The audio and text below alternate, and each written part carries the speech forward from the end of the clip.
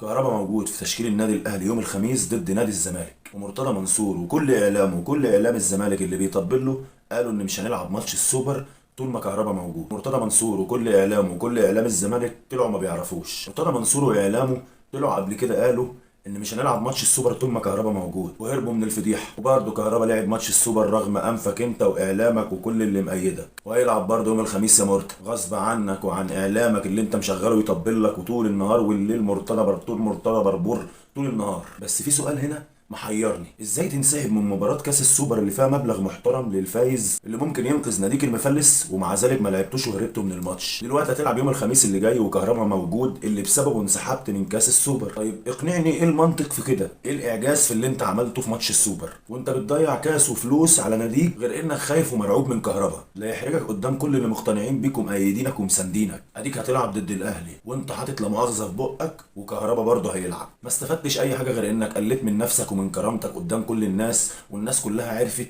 انك راجل عيل صغير بيقول الكلمه ويرجع فيها مليون مره، علشان ما بتحسبش الكلمه بعقلك قبل لسانك. بقيت مسخه وخليت كل الناس تتريق عليك، ده حتى عيب على سنك. انت راجل كبير المفروض تبقى بتطلع الكلمه بحكمه كده. وكهربا هيديك على عينك وهيفضل معيشك في جحيم. انت لو شلت الواد من دماغك والله هترتاح. انت فاكر ان انت كده بتعمل اعجاز؟ انت بتضحك على جماهيرك، بتضحك على جماهيرك وماسك في كلمه كهربا عامله اسطمبه تمشي عليها علشان كله يغمض عينه وراك ويصدق ان انت فعلا جهبس، وانت مش عارف اي حاجه في الكوره، ولا تعرف حاجه عن الاداره، ولا انت ولا ابنك افضل مدير الكوره في مصر ده، ولا التاني بتاع الصالات، ولا نافعين في حاجه. سيبوا نادي الزمالك لوجه الله، لوجه الله يا اخي. والله العظيم انا اهلاوي جدا صميم جدا وزعلان على اللي بيحصل في نادي الزمالك. والله انتوا اللي هتخلوا نادي الزمالك يبقى درجه ثالثه مش تانيه، وانتوا اللي بتهدروا مال عامل النادي وبتطلع تجعجع. بص، دايما اللي صوته عالي كذاب او عامل حاجه غلط، فبيطلع يعلي صوته ويبين للناس ان هو مظلوم ومش عارف ايه. بس في ناس بتفهمك، مش كل الناس مقتنعه بيك. في زملكاويه فهماك وعارفه انت بتفكر في ايه، وفي ناس ماشيه وراك ورا الزيطه وخلاص. انت هدرت مال عام للنادي وعمال تجيب صفقات فاشله للنادي، وعمال بقى كل اللي ماسك فيه الخطيب وكهربا، الخطيب كهربا، الخطيب كهربا. لو انت فكرت مره واحده بس في اداره ناديك ان انت تنهض بيه وتسيبك من كهربا وتسيبك من الخطيب وتسيبك من اللي بره وتركز جوه شغلك، النادي ده هينجح لو انت فعلا بتحب نادي الزمالك. انما انت اكتر واحد ضد نادي الزمالك وسبب خراب نادي الزمالك. وانا يصعب عليا ان نادي زي الاسماعيلي يهبط، ان نادي زي الزمالك يبقى مستواه للدرجه دي. ما انا ما عنديش منافس ينافسني.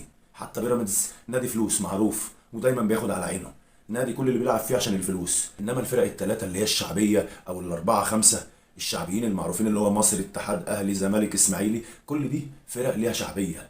اللي بيشجع حتى الجمهور بيشجع بقلبه. اللاعب بيلعب بقلب، بيلعب للنادي، بيبقى ابن النادي، مش عشان فلوس. حتى لو بيدوله فلوس قليله بيلعب للنادي. مع اني بكره شيكابالا كره العمى، بس بيلعب للنادي. ولاعيبه كتير جدا في الزمالك بتلعب للنادي، ولاعيبه كتير في الاهلي وفي الاسماعيلي وفي المصري وفي الاتحاد، كل ده بيلعب للنادي. انت بقى جاي تخرب النادي بس كده. ويا ريت جماهير الزمالك اللي بتفهم تقول حاجه، تطلع تتكلم، ما يفضلوش ساكتين. واخيرا برضه هيتحط عليك يا مرتضى، وكهربا هيلعب الماتش. اخبط دماغك في الارض.